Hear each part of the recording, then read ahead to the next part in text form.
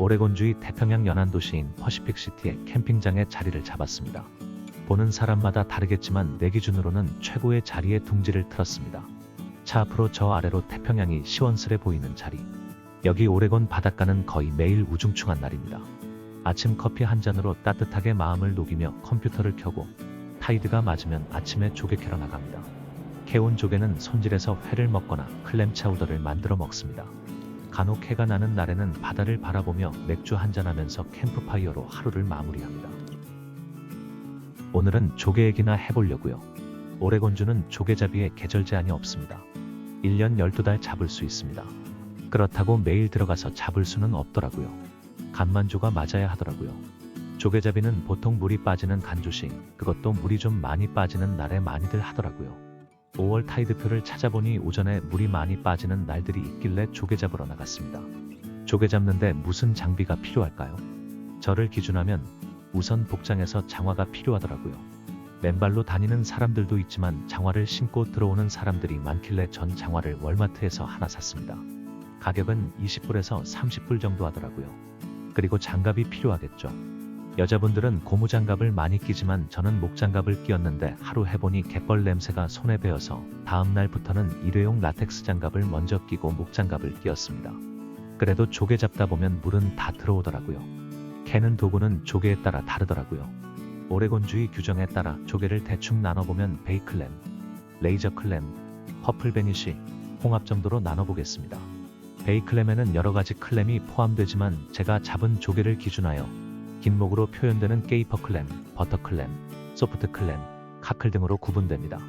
베이클램들은 갯벌에 살고 있다 보니 바다와 강이 만나는 곳에 형성되는 갯벌 속을 찾아야 합니다. 카클 같은 경우는 낮은 갯벌 속에 있다 보니 갈구리 모양의 레이크들을 이용하더라도요. 그냥 갯벌을 긋다 보면 갈구리에 조개가 걸려 나옵니다. 크기는 주먹 반만한 것부터 주먹만한 놈도 나오더라고요. 다른 베이클램들은 어느 정도 깊이가 있다 보니 삽을 이용해 파고 구멍 속 주변을 더듬을 때는 손으로 합니다.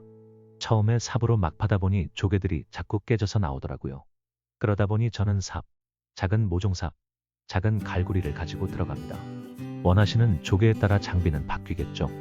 베이클램 말고 바닷가 모래밭에 있는 레이저클램은 삽도 쓰지만 클램건이라 불리는 전용 도구를 쓰기도 합니다. 조개가 있을 만한 구멍 위에서 넣어 압력을 이용해 모래와 조개를 파내는 도구입니다. 모든 바닷가에 레이저클램이 있지는 않습니다.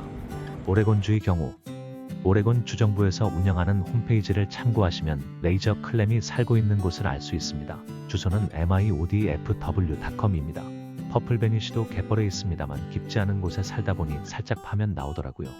크기는 흔히 조개라 부르면 생각나는 작은 조개입니다. 크기가 작다 보니 하루 72개까지 캘 수 있습니다.